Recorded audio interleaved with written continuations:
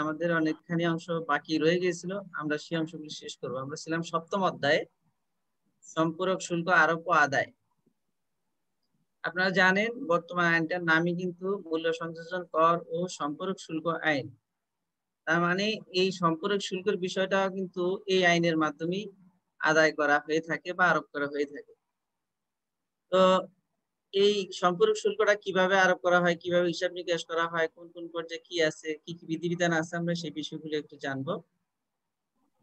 সম্পূরক শুল্ক কখন আরোপিত হয়?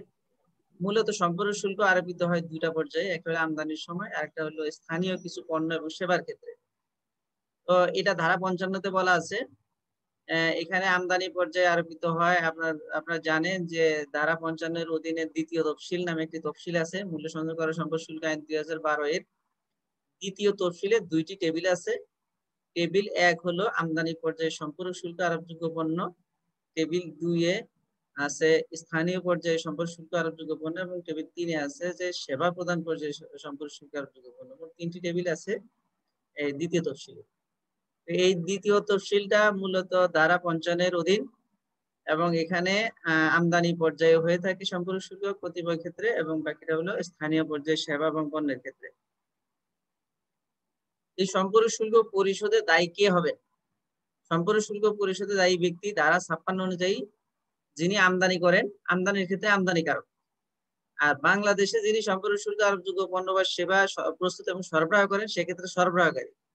আর সম্পূরক শুল্ক আরোপযোগ্য সেবা সরবরাহের ক্ষেত্রে ভিন্নরূপ নির্ধারিত না থাকলে সেবা সরবরাহকারী।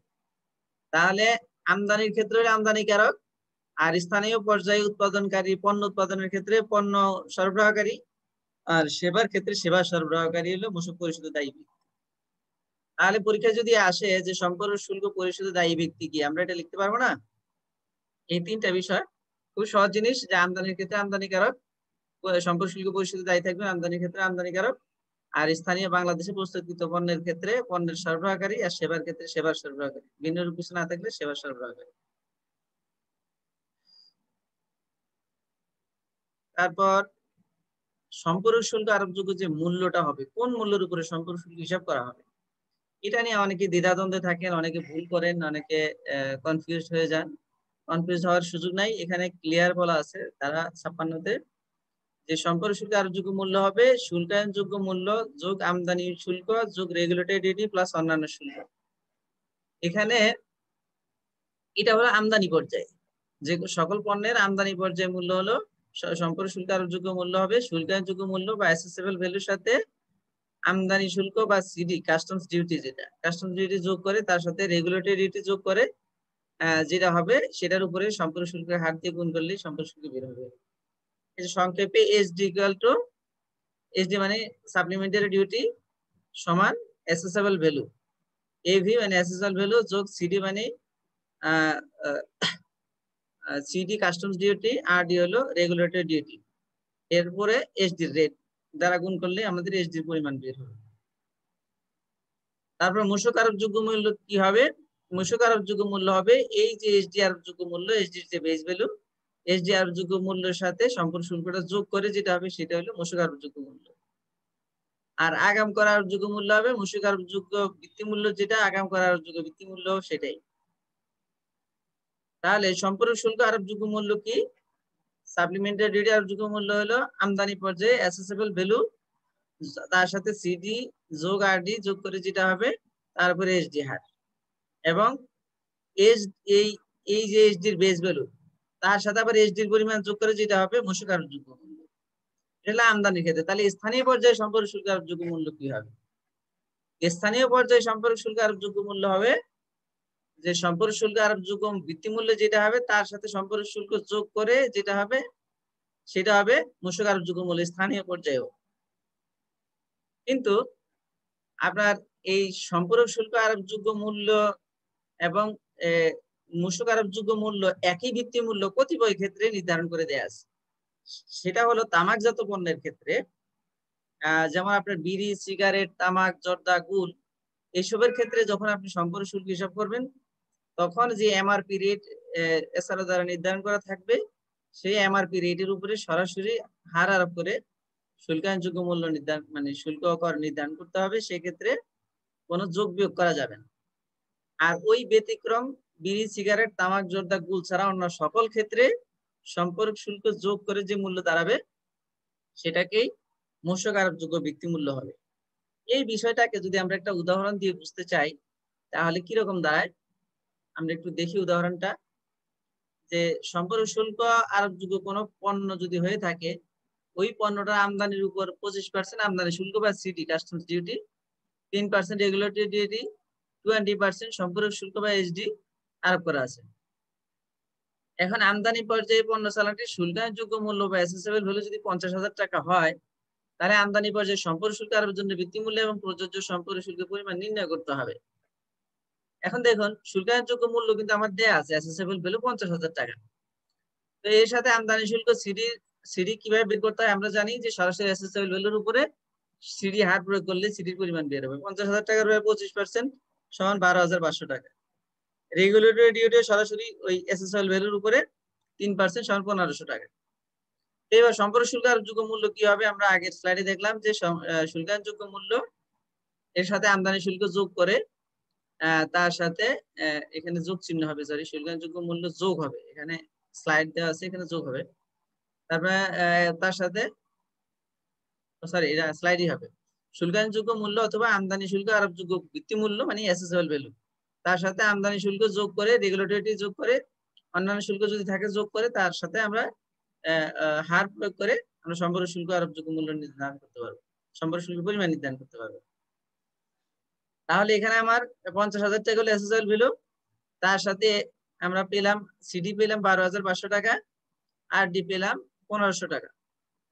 এখন সম্পর্ক শুল্ক আরোপযোগ্য মূল্য হলো 64,000 টাকা। তাহলে সম্পর্ক শুল্কের পরিমাণ হবে 64,000 টাকার উপর সরাসরি 20% সমান 12,800 টাকা। এই জায়গাটায় বুঝেননি কে কে? কেউ কে আছেন যে এই জায়গাটা বুঝেননি অঙ্কটা? যদি কেউ বুঝে না থাকেন তাহলে একটু রেসপন্স করে।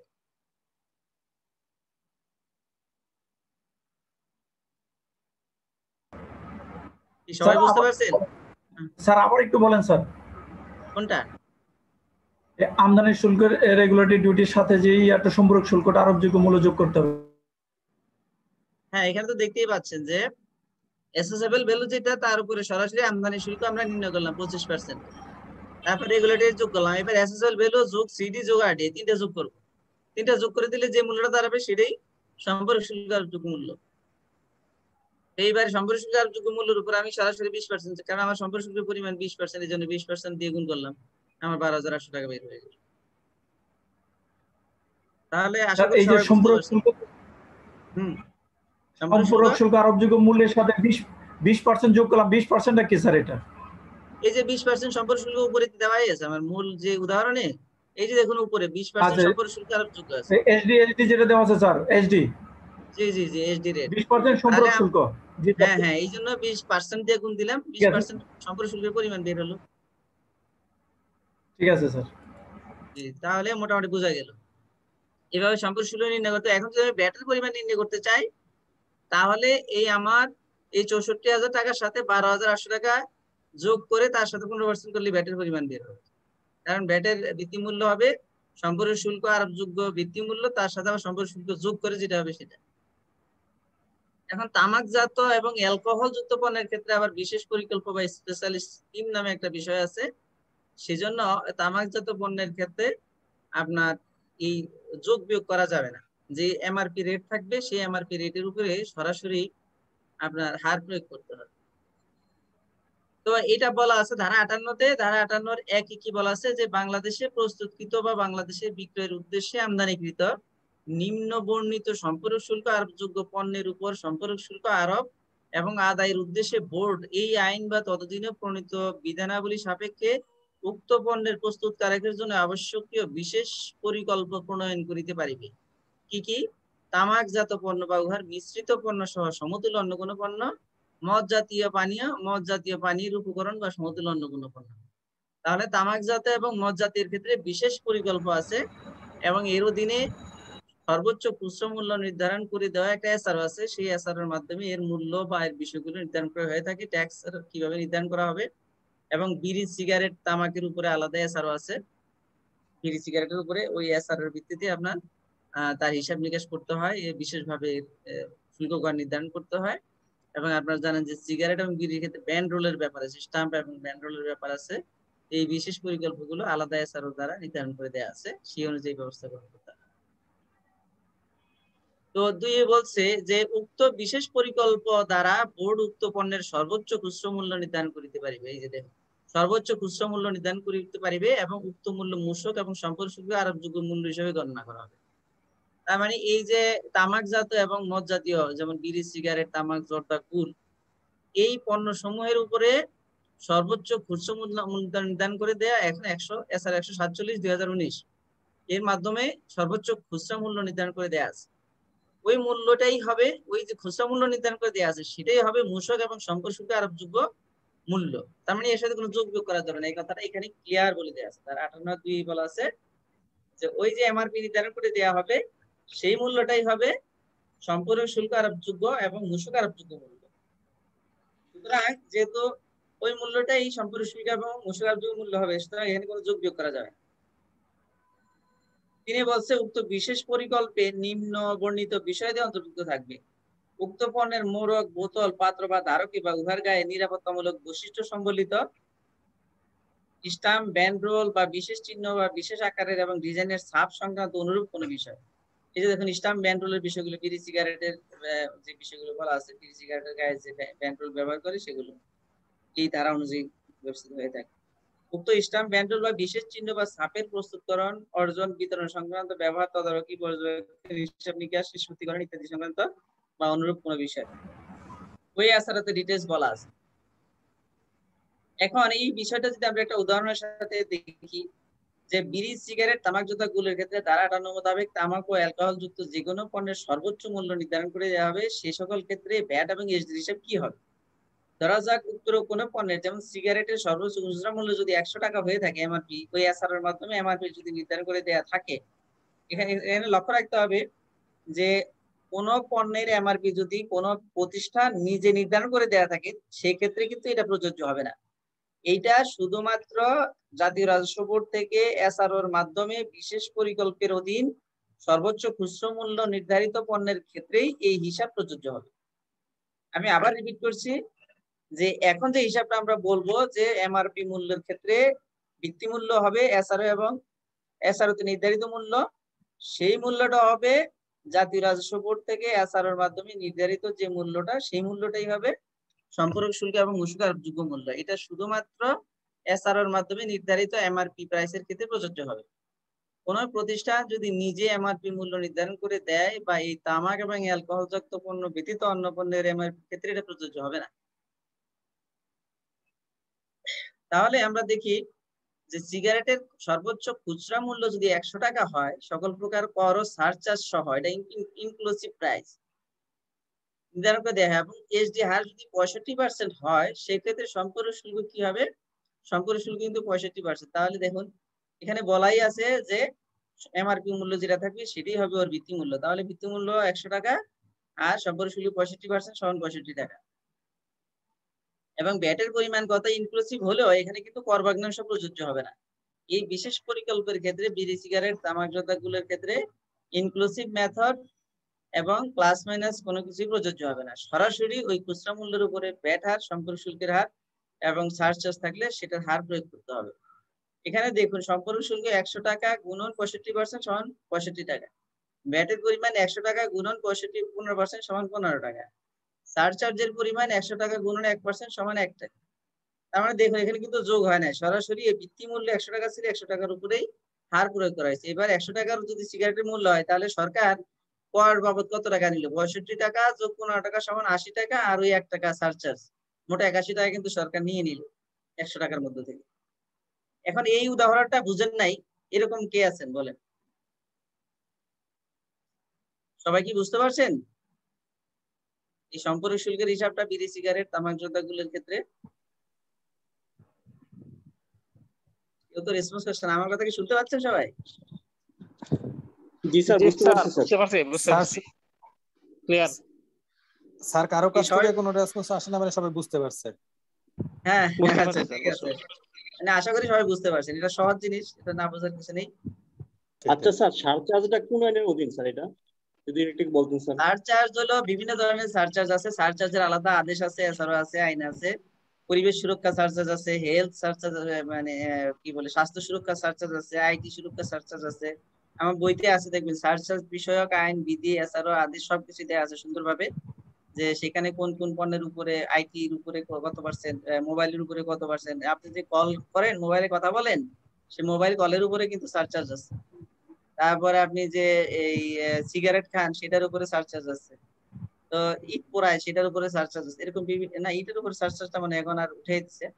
আর কিছু কিছু প্রতিষ্ঠানের উপরে পরিবেশ যারা ক্ষতি করে তাদের উপরে পরিবেশ সুরক্ষা সারচার্জ আছে, হেলথ সারচার্জ আছে, তারপর আইটি সারচার্জ আছে। এরকম বিভিন্ন ধরনের সারচার্জ আছে। এর বিভিন্ন আদেশ আছে, আইন আছে। পরিবেশ আইন অনুযায়ী পরিবেশের সারচার্জ, হেলথ আইন অনুযায়ী হেলথের সারচার্জ, এগুলো বইতে আছে, একটু দেখে নিন। স্যার তো সহজ আমরা ভাষায় একটা বিষয় জানতে চাচ্ছি, সেটা হচ্ছে স্যার এই বিড়ি সিগারেট বা তামাক জাতীয় পণ্যের উপরে এমআরপি যেটা সেটা সরকার থেকে নির্ধারণ করে দেওয়া থাকে। জি। আর এছাড়া অন্য কোনো প্রোডাক্টের ক্ষেত্রে যখন এমআরপি কোনো প্রাইভেট কোম্পানি ঘোষণা করে, তো সেই ক্ষেত্রে কি স্যার ওই সংশ্লিষ্ট দপ্তরকে অ্যাসেসমেন্ট করতে পারে, মানে কম বেশি করতে পারে নাকি এমআরপি যেটা ঘোষণা করে দিবে ওইটা, এই পণ্যগুলো বাদে স্যার? হ্যাঁ, এই যে এখানে যে এমআরপি নির্ধারিত, এই যে বিড়ি সিগারেট যতগুলো, যে দেখুন নিচে আমি একটা বক্সের মধ্যে আলাদা করে তালিকাটা দিয়েছি। এই জি তালিকায় স্যার। বিড়ি সিগারেট জর্দা গুল ছাড়া বাকি পণ্যের ক্ষেত্রে যে এমআরপি প্রাইস থাকবে সেটা ওই প্রতিষ্ঠান কর্তৃক নির্ধারিত, এবং তার পলিসি ওই প্রতিষ্ঠান নির্ধারণ করবে। সে কি পলিসিতে এগুলো বিক্রি করবে, এমআরপি এর মধ্যে তার ভ্যাট ট্যাক্স কিভাবে নির্ধারণ করা থাকবে, কোন পর্যায়ে কত টাকা প্রসেসিং করতে হবে সেটা সে নির্ধারণ করবে। ঠিক আছে? তো আমরা জি যদি স্যার, আরেকটা থ্যাংক ইউ স্যার। উদাহরণ দেখি, আমরা জি যদি স্যার। আরেকটা উদাহরণ দেখি, যে এক প্যাকেট সিগারেটের সর্বোচ্চ খুচরা মূল্য 350 টাকা। এখন উক্ত পণ্যের উপর 15% হারে মূসক ও 65% হারে সম্পূরক শুল্ক এবং 1% সারচার্জ যদি হয়, তাহলে মূসক সম্পূরক শুল্ক সারচার্জের পরিমাণ কত হবে? আপনারা কি হিসাবটা বের করতে পারবেন? আগের উদাহরণে, হ্যাঁ আগের উদাহরণে শুধু মানে সংখ্যাটা চেঞ্জ করে, 100 টাকা ছিল সেটা 350 টাকা হয়ে গেছে। 350 টাকা হবে স্যার। এছাড়া সব হিসাব একই রকম। ওই যে 15% মূসক আর সম্পূরক শুল্ক সরাসরি 65% আর সারচার্জ হলে 1% করে। সুতরাং এই খুব সহজ জিনিস, তাই না? আশা করি সবাই। আসসালামু আলাইকুম। জি, ওয়ালাইকুম আসসালাম। আমার দুটো প্রশ্ন ছিল। প্রশ্ন হলো যে প্রথম, যে সাপ্লিমেন্টারি ডিউটি দেওয়ার জন্য দায়ী কারা? এক নম্বর হইলো বলতে যে আমদানিকারক, দুই নম্বর হইলো গিয়া সরবরাহকারী, তিন নম্বর সেবা দিল সরবরাহকারী।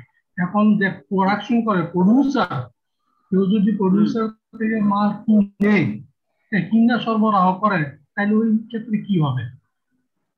তো সেক্ষেত্রে যিনি উৎপাদনকারী, সাধারণত সম্পূরক শুল্ক একটা পর্যায়ে থাকে।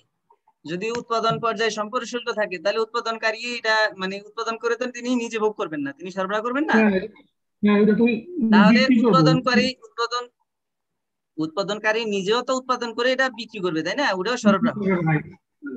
ব্যবসা যিনি করবেন তিনি সরবরাহ করবেন, উৎপাদন যিনি করবেন তিনি সরবরাহ করেন। এখন যে পর্যায়ে সরবরাহ সম্পূরক শুল্ক আরোপিত থাকবে, সেই পর্যায়ের যিনি সরবরাহ করবেন তিনি ওই সম্পর্কীয় পরিশোধে দায়ী থাকবেন।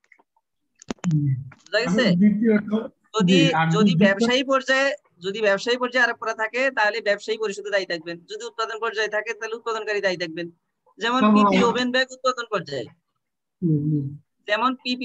উৎপাদন পর্যায়ে এসডি আছে। এখন ওই পিপি ওভেন ব্যাগ যিনি উৎপাদন করেন, তিনি যদি উৎপাদন পর্যায়ে এসডিটা না দেন, তার কাছ থেকে কেউ কিনে যদি সরবরাহ করে, তাহলে যিনি মাঝখানে ব্যবসা করলেন কিনে, তিনি কিন্তু সম্পূরক শুল্ক পরিশোধে দায়ী থাকবেন না, কারণ তার পর্যায়ে সম্পূরক শুল্ক আরোপ করে না, এটা উৎপাদন পর্যায়ে আছে।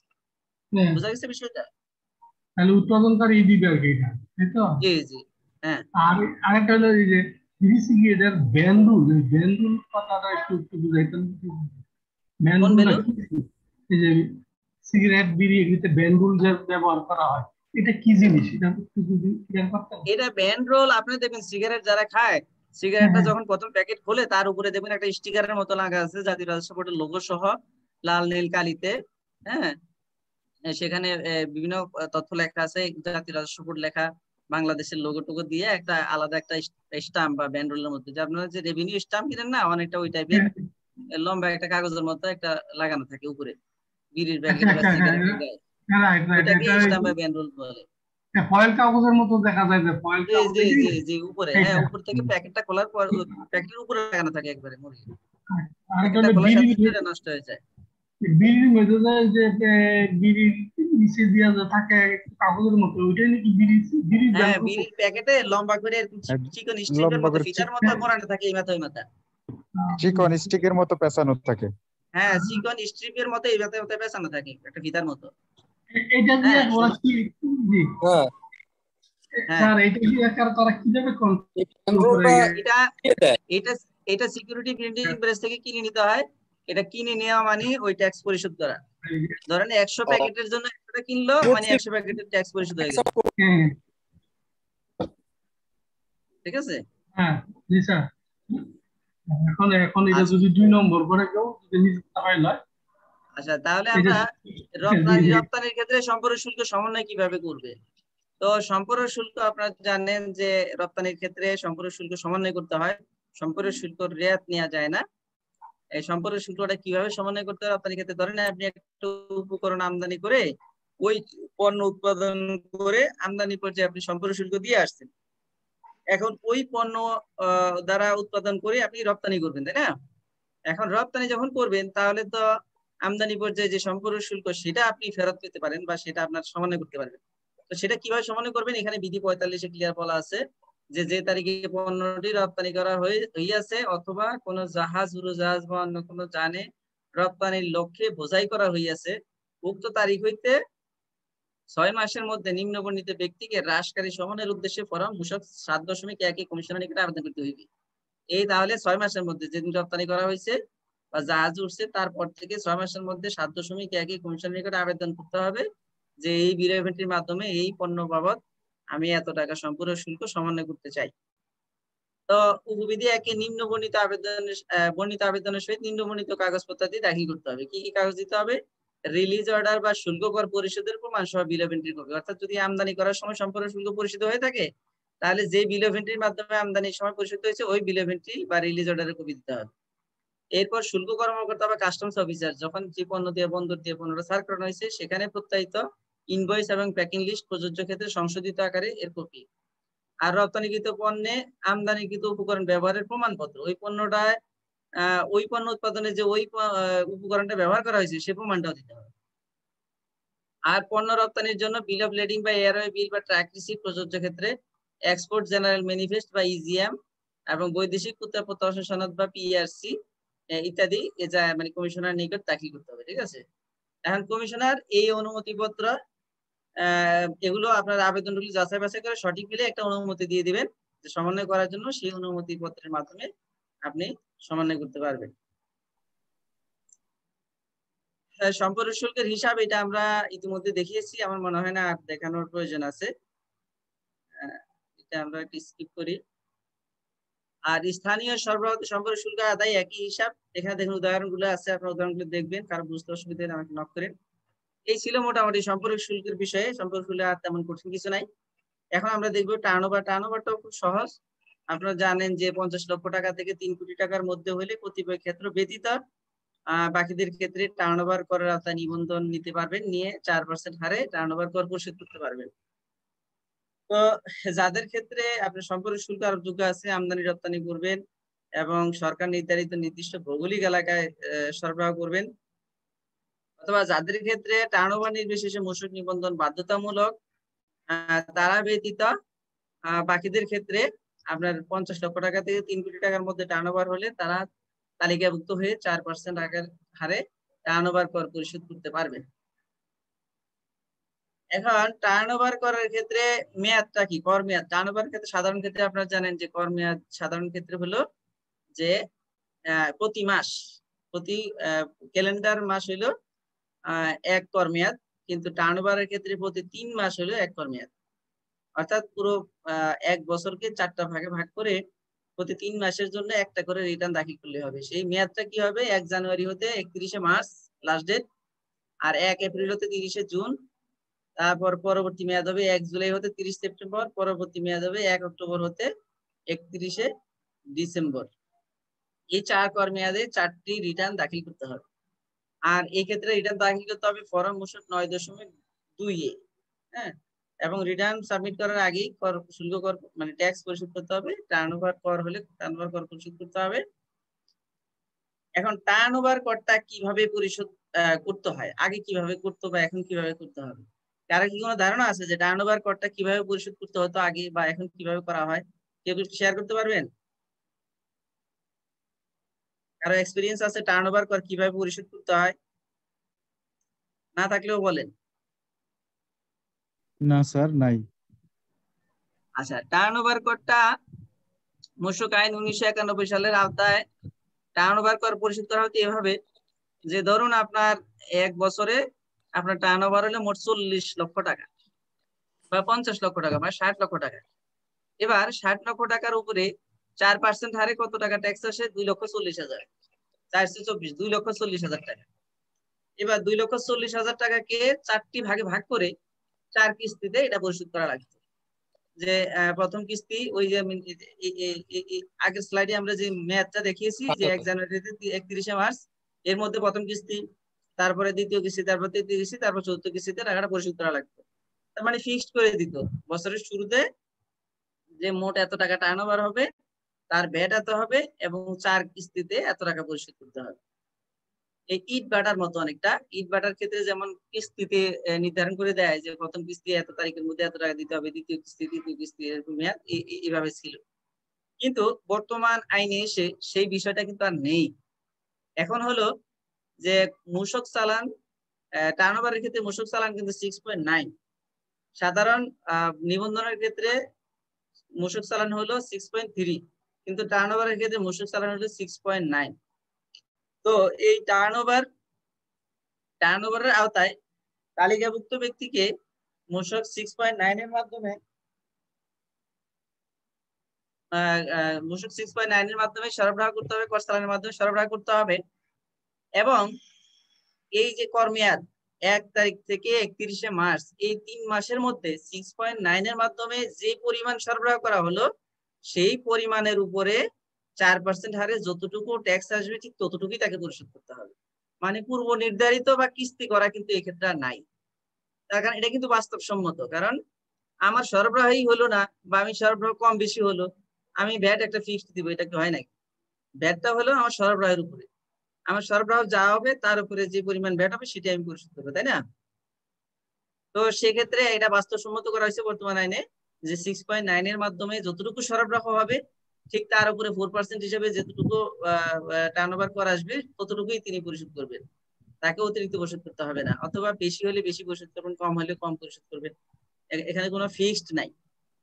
এবং এই 6.9 এর মাধ্যমে একটি কর মানে মোট একটি অর্থ বছরে বার্ষিক বছরে যে 12 মাস সময়ে তার যদি 1 বছরে টার্নওভার সীমা অতিক্রম করে, অর্থাৎ 6.9 এর মাধ্যমে তিনি সরবরাহ করতেছেন সময়ের আগেই দেখা গেল যে 3 কোটি টাকা অতিক্রম করছে, তো 3 কোটি টাকা যদি অতিক্রম করে সেক্ষেত্রে তো তিনি আর টার্নওভার করার মধ্যে থাকতে পারবেন না। তখন তাকে টার্নওভার কর নিবন্ধন বাতিল করে, তখন টার্নওভার কর তালিকাভুক্তি বাতিল করে তাকে নিবন্ধিত হইতে হবে। নিবন্ধিত না হলে এক্ষেত্রে জরিমানা হবে এবং অনেক সমস্যা হবে। এখানে আরো একটা বিষয়, মজার একটা বিষয় আমরা শেয়ার করি আপনাদের সাথে, যে ধরেন টার্নওভারের সীমা কত? 50 লক্ষ টাকা থেকে 3 কোটি, তাই না? এখন কারো যদি 40 লক্ষ টাকা হয় তার ক্ষেত্রে কি হবে? তাই তিনি কি টার্নওভার কর নিবন্ধন নিতে পারবেন? আপনাদের কি মনে হয়? ধরেন কারো 40 টার্নওভার সীমা হলো 50 লক্ষ টাকা থেকে 3 কোটি, এখন কারো টার্নওভার হলো 40 লক্ষ টাকা, এখন তিনি কি করবেন? টার্নওভার কর দিবেন নাকি নিবন্ধিত হবে? কোনটা করবেন? নিবন্ধিত উনি হবে। কোনোটাই হবে না। যেই উনি কোনটা উনি কি তো পারে না, উনি তো ব্যাটের মধ্যে পারে না। 50 কিন্তু আমাদের 40 লক্ষ থেকে 3 কোটির মধ্যে পড়লো না, সেক্ষেত্রে তো টার্নওভার নেওয়াটা দরকার। হ্যাঁ, এখন ধরেন তার ব্যবসায়িক প্রয়োজনে তার একটা প্রয়োজন, একটা বিআইএন প্রয়োজন। হ্যাঁ হ্যাঁ, ব্যবসায়িক প্রয়োজনে বিআইএন প্রয়োজন, বিআইএন ছাড়া সরবরাহ করা যায় না, আপনারা জানেন অনেক জায়গায় করা যায় না, টেন্ডারে করা যায় না, বা আপনার যোগানদারি হিসাবে করা যায় না, সেই ক্ষেত্রে তার বিআইএন প্রয়োজন। এখন তিনি কোনটা নেবেন? তিনি কি মূসক নিবন্ধিত হবে না তালিকাভুক্ত হবে? স্যার, আইনের মধ্যে স্বেচ্ছায় নিবন্ধনের একটা সুযোগ আছে, সেক্ষেত্রে স্বেচ্ছায় নিবন্ধন নিতে গেলে ভ্যাটে নিবন্ধন নিতে হবে, সে টার্নওভারে পারবে না। টার্নওভারে পারবে না স্যার, পারবে না।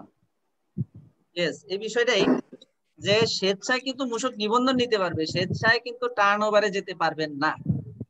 আপনার যদি টার্নওভার সীমার মধ্যে থাকেন তাহলে আপনি টার্নওভারের মধ্যে যেতে পারবেন চাইলে, আর চাইলে টার্নওভারের মধ্যে গেলেও আপনি চাইলে নিবন্ধন নিতে পারবেন অ্যাকচুয়াল ভ্যাট পরিশোধ করার জন্য। কিন্তু স্বেচ্ছায় কেউ টার্নওভার করের আওতায় তালিকাভুক্ত হতে পারবেন না। স্বেচ্ছায় নিবন্ধন নিতে পারবেন কিন্তু টার্নওভারে যেতে পারবেন না।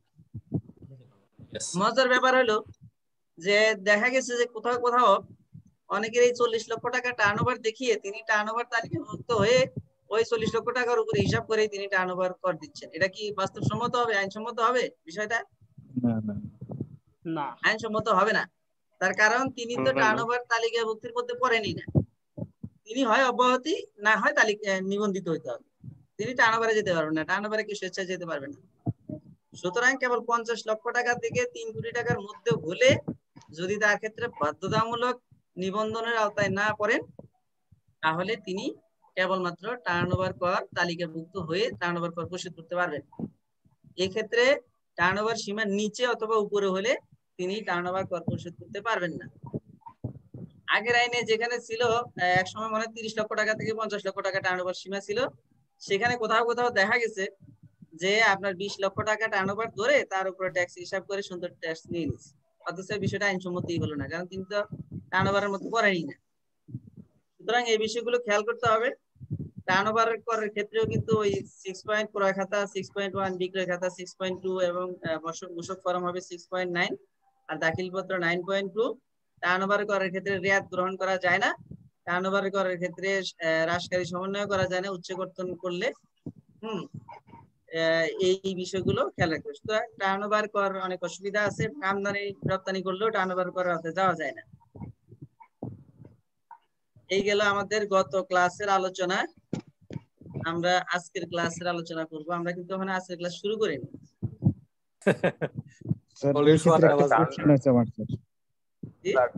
টার্নওভারের ক্ষেত্রে স্যার ছোট একটা প্রশ্ন আছে, সেটা হচ্ছে আমার মেয়াদ হচ্ছে জরিপ 1 জানুয়ারি হতে 31 মার্চ, তাহলে আমাকে 9.2 সাবমিট করতে হবে কি 15 এপ্রিল এই টেনিয়রের জন্য?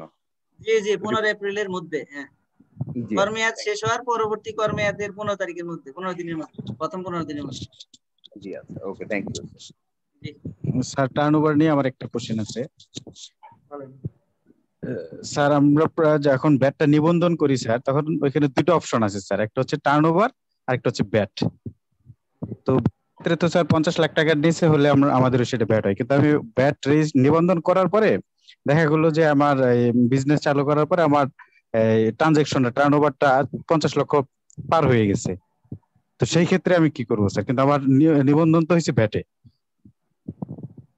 ব্যাটে নিবন্ধন নিছেন, কিন্তু পরবর্তীতে দেখা গেল যে আপনি তালিকাভুক্তির মধ্যে 50 লক্ষ টাকা থেকে 3 কোটি টাকার মধ্যে পড়ছেন। হ্যাঁ স্যার, হ্যাঁ। হ্যাঁ, তাহলে 1 বছর কন্টিনিউ করতে হবে। 1 বছর আপনাকে নিবন্ধন কন্টিনিউ করে তারপরে আপনি যদি থাকে তারপরে আপনি ওই নিবন্ধন বাতিল করে তালিকাভুক্তিতে যেতে পারবেন।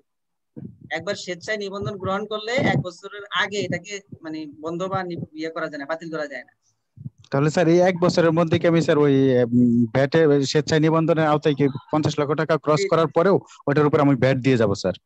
হ্যাঁ, ব্যাটের হাত দিবেন, কারণ আপনি তো তালিকাভুক্তির মধ্যে থাকলেও আপনি নিবন্ধিত হয়ে নিবন্ধন অনুযায়ী ব্যাট দিতেই পারবেন, অসুবিধা তো নাই। জি sir, thank you sir, thank you. ধরেন আপনার নিবন্ধন তালিকাভুক্তির সীমার মধ্যে আছেন, আপনি 50-60 লক্ষ টাকা বা 70 লক্ষ টাকা আছে, আপনি চাইলেন যে না আমি তালিকাভুক্তি নিব না, আমি নিবন্ধন নিব, কারণ আমার অ্যাকচুয়াল যে ব্যাট আসে আমি রেয়াতি পদ্ধতিতে ব্যাট দিব, সঠিকভাবে দিব, সেই জন্য আমি ওই নিবন্ধন কি বলে আমি কে নিবন্ধিত হব, আমি তালিকাভুক্ত হব না। তখন আপনি চাইলে স্বেচ্ছা নিবন্ধিত হয়ে আপনি তো নিবন্ধনের আওতায় ব্যাট দিতেই পারেন, অসুবিধা তো নাই। আজকে আমরা মূলত একটু কাইন্ডলি আপনাদের মিউট করে ফেলেন, সাউন্ড আসতেছে বাচ্চা কান্না করে। 50 লক্ষ টাকা পর্যন্ত তো ব্যাট এভাবে মৌকুফ, আমি ব্যাটের রেজিস্ট্রেশন না করলে আমার সমস্যা আছে? 50 লক্ষ টাকা পর্যন্ত তো সবার জন্য মৌকুফ না, কতিপয় ক্ষেত্রে আছে বাধ্যতামূলক নিবন্ধন নিতে হবে। যে ধরেন আমদানি রপ্তানি যারা করে তাদের ক্ষেত্রে টার্নওভার নির্বিশেষে নিবন্ধন নিতে হবে। সাধারণত 17তে যেটা আছে সেটা টার্নওভার নির্বিশেষে নিবন্ধন নিতে হবে। হ্যাঁ, সম্পূরক শুল্ক আরোপযোগ্য পণ্যের ক্ষেত্রে টার্নওভার নির্বিশেষে নিবন্ধন নিতে হবে। তো এরকম যাদের ক্ষেত্রে বাধ্যতামূলক নিবন্ধনের ব্যাপার আছে তাদেরকে তো টার্নওভার হিসাব করা যাবে না, সেখানে টার্নওভার যত টাকাই হোক তাকে নিবন্ধন নিতেই হবে। আর তার বাইরে যাদের ক্ষেত্রে নিবন্ধন বাধ্যতামূলক নয়, তার বাইরে যারা থাকবেন তারাই কেবল 50 লক্ষ টাকা 3 কোটির মধ্যে থাকলে তারা তালিকাভুক্ত হতে পারবেন অথবা নিবন্ধন নিতে পারবেন।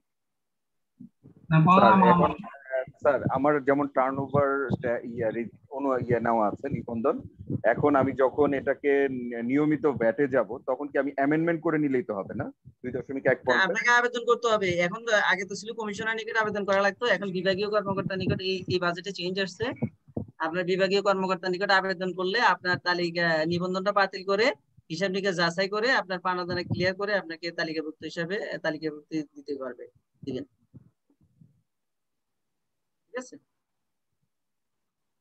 তো আজকে আমরা মূলত 4টি অধ্যায় আলোচনা করব। এই 4টি অধ্যায়ের মধ্যে আছে দাখিলপত্র পেশ, দাখিলপত্র সংশোধন, ঋণাত্মক নিট অর্থ যে টানা ফেরত আছে, খুব ইম্পর্টেন্ট একটা আলোচনা আছে ফেরত বিষয়ে। ফেরতটা খুব গুরুত্বপূর্ণ, কারণ ফেরত নিয়ে অনেকে এখনো ভুল করতেছে, সঠিকভাবে আবেদন না করার কারণে ফেরত পাচ্ছে না, অনেকে টাকা পয়সা আটকে আছে। আর কর নির্ধারণ পদ্ধতি একটা নতুন বিষয়, আগের আইনে ছিল না। কর নির্ধারণ বিষয়ে এখনো সবাই ক্লিয়ার না যে কর নির্ধারণ আবারটা কি, এটা আবার কি জিনিস, কিভাবে করে বা এর কারণটা কি, এর অ্যাপ্লাইটা কি, এটা এখনো অনেকে মানে ক্লিয়ার না বিষয়টা। আর সরবরাহকারী ও সরবরাহ গ্রহণকারীর মিথ্যা ঘোষণা হলে কি হবে, কর সুবিধা রদকরণ, মূসক কর্তৃপক্ষ বলতে কাদেরকে বোঝায়, পণ্য জব্দকরণ উহার নিষ্পত্তি এবং ব্যর্থতা অনিয়মের ক্ষেত্রে জরিমানা। এই বিষয়গুলো আজকে আলোচনা করব। আজকে মোট 4টি অধ্যায়, খুব জটিল না, সহজ সহজ ছোট ছোট অধ্যায়।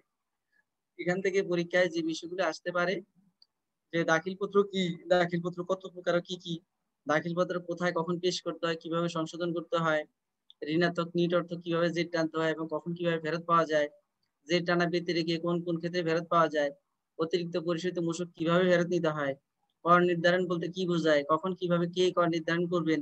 এই কোশ্চেনগুলো ইম্পর্টেন্ট, এখান থেকে এই কোশ্চেনগুলো আসতে পারে। সরবরাহকারী বা সরবরাহ গ্রহীতার মিথ্যা ঘোষণার ফলে কি ঘটে, কর সুবিধা কখন কিভাবে কে কেন রদ করবেন, কর নির্ধারণের নোটিশের গ্রহণযোগ্যতা কি, মূসক কর্তৃপক্ষ তার ক্ষমতা কি, তল্লাশি ও আটক প্রক্রিয়া কি, ন্যায় নির্ণয় এবং ব্যর্থতা ও জরিমানা কিভাবে আরোপ করতে হয়, সেই বিষয়গুলো। তো আমরা প্রথমে নবম অধ্যায় আলোচনা করব, দাখিলপত্র পেশ ও উহার সংশোধন। আপনারা জানেন যে নবম অধ্যায়ের সাথে মিল রেখে দাখিলপত্রের নাম্বারিং করা হয়েছে 9.1, 9.2 এবং 9.3। তো এই বিষয়গুলো আমরা আলোচনা করব যে দাখিলপত্র প্রধানত 3 প্রকার। একটা হলো নাম্বারিং করে যে 9.1 মূল্য সংযোজন কর ও সম্পর্ক শুল্ক দাখিলপত্র, যেটা নিবন্ধিত ব্যক্তি কর্তৃক প্রদান করা হয়ে থাকে। আর টার্নওভার কর দাখিলপত্র, যেটা টার্নওভার কর তালিকাভুক্ত যারা তারা দিবেন।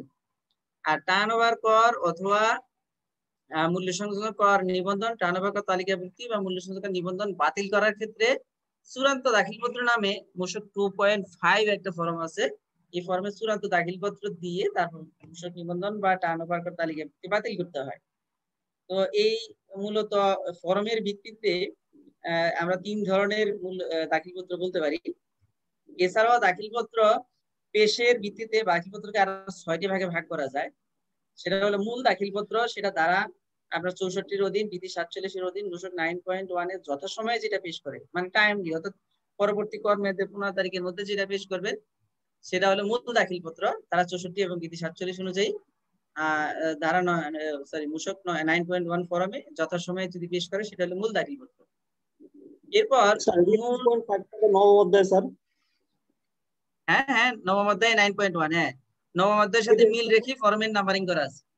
না কিন্তু 2.5 যে স্যার নাম, না 2.5টা আমি এখানে আসছি কি জন্য, এটা চূড়ান্ত দাখিলপত্র নামকরণ করা হয়েছে, এটা দ্বিতীয় অধ্যায়ে আছে। হ্যাঁ, এই ফর্মটা 2-3টা কাজে ব্যবহার করা হয়, এটা দ্বিতীয় অধ্যায়ের। কিন্তু এখানে যেহেতু দাখিলপত্র ওটা বলা আছে চূড়ান্ত দাখিলপত্র, সেজন্য আমি এখানে রেফারেন্স হিসেবে নিয়ে আসছি বিষয়টা, কারণ ওটাও এক ধরনের দাখিলপত্র। তো আমরা যেটা দেখছিলাম, তারপর 2 নম্বরে বিলম্বিত দাখিলপত্র, যেটা ধারা 65 এবং বিধি 48 অনুযায়ী 9.1 এটা দেরিতে পেশ করলে, অর্থাৎ আপনার নির্ধারিত সময় 15 তারিখ পার হয়ে গেলে বা নির্ধারিত সময়ের পরে যেটা পেশ করবেন সেটা হবে বিলম্বিত দাখিলপত্র। অথবা যিনি পেশ করেননি তাকে কমিশনার কর্তৃক যদি 11.1-এ দাখিলপত্র পেশ করার জন্য বলা হয় তখন সেটা হবে বিলম্বিত দাখিলপত্র। আর মূল দাখিলপত্র বা বিলম্বিত দাখিলপত্র কি কেউ যদি পরবর্তীতে 4 বছরের মধ্যে সংশোধন করতে চায় তখন সেটা হবে সংশোধিত দাখিলপত্র পেশ করতে হবে। কাগজের ক্ষেত্রে সংশোধিত দাখিলপত্র ওই 9.1 ওখানে সংশোধিত দাখিলপত্র পেশ মানে সংশোধিত দাখিলপত্র টিক চিহ্ন দিতে হয়। আর অনলাইনের ক্ষেত্রে আপনার সরাসরি অ্যামেন্ডমেন্ট করে গিয়ে অ্যামেন্ড করে মানে করে দিলেই হয়ে গেল, সেখানে আর টিক চিহ্ন দেওয়ার দরকার নাই, অ্যামেন্ডমেন্ট সেটা লেখা থাকে সরাসরি 9.1 এ।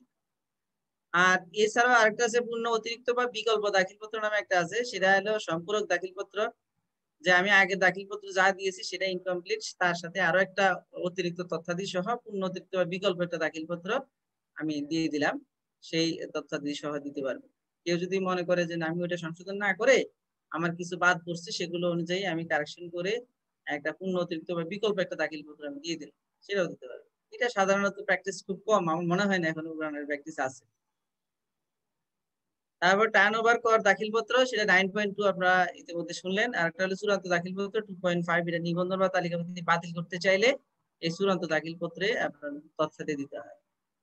এখন দাখিলপত্র পেশ করতে হয় কোথায়? আপনারা জানেন যে কমিশনারের নিকট পেশ করতে হবে। যে কোনো কমিশনার আপনার আইনে আছে যে যেগুলো আপনার পার্শ্ববর্তী বা যেখানে কাছে কমিশনারের বা আপনার যেটা কাছে হবে সেখানে দিতে পারবেন, কিন্তু সেখানে দেওয়া উচিত না, আপনি এখন অনলাইনে দেওয়া উচিত। অনলাইনে যদি না পারেন তাহলে আপনার সংশ্লিষ্ট সার্কেলে জমা দেওয়াই ভালো, কারণ পরবর্তীতে প্রত্যয়ন পত্র বা অন্যান্য হিসাব নিকাশ বা আপনার অডিটের বিষয় থাকলে ওই সংশ্লিষ্ট সার্কেলে এটা দেয়, অন্যত্র দিলে এগুলো জটিলতা তৈরি হয়, বিদায় সংশ্লিষ্ট সার্কেলে দেওয়াই ভালো, অথবা অনলাইনে দিতে পারলে সবচেয়ে ভালো।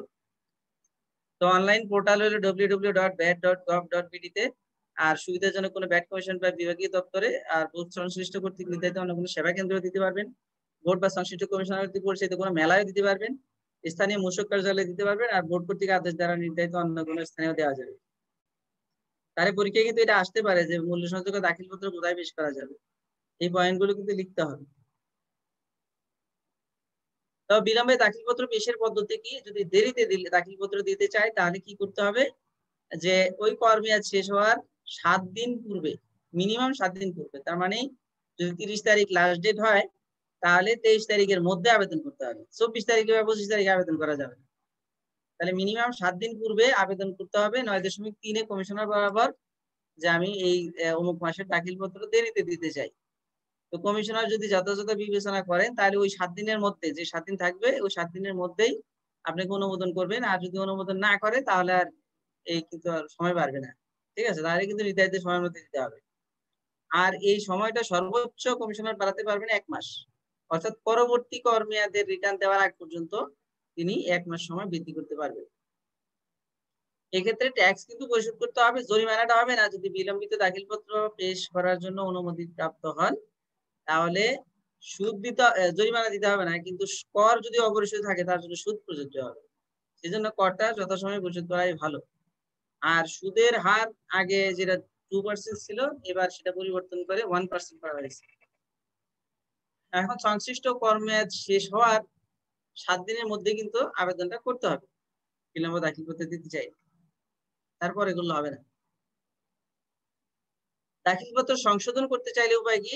সংশোধন করতে চাইলে কাগজে যদি করতে চান তাহলে 9.4 কমিশনার বরাবর দাখিলপত্র আবেদন করতে হবে, আর সংশোধনের আবেদন করতে হবে। কমিশনার অনুমোদন দিলে পরবর্তীতে সংশোধিত দাখিলপত্র পেশ করতে হবে।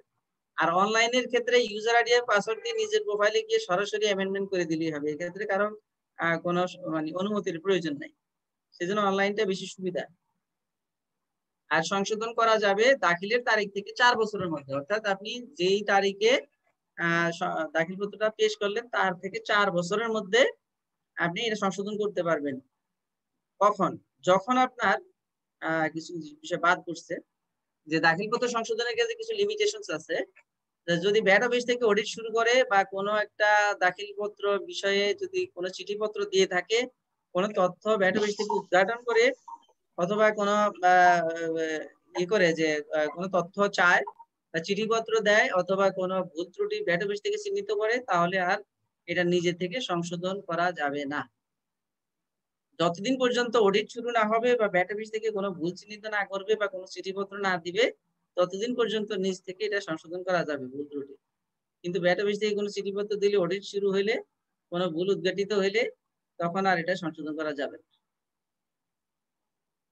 এই গেল দাখিলপত্র। দাখিলপত্র পূরণ কিভাবে করতে হয় সেটা আমরা আজকে দেখাবো না, এটা যদি সুযোগ হয় অন্য একটা ক্লাসে দেখাবো। আমাদের ইউটিউব চ্যানেলে দাখিলপত্র পূরণ বিষয়ক একটা লম্বা ভিডিও দেওয়া আছে, আপনারা চাইলে সেটা দেখে নিতে পারেন আগে।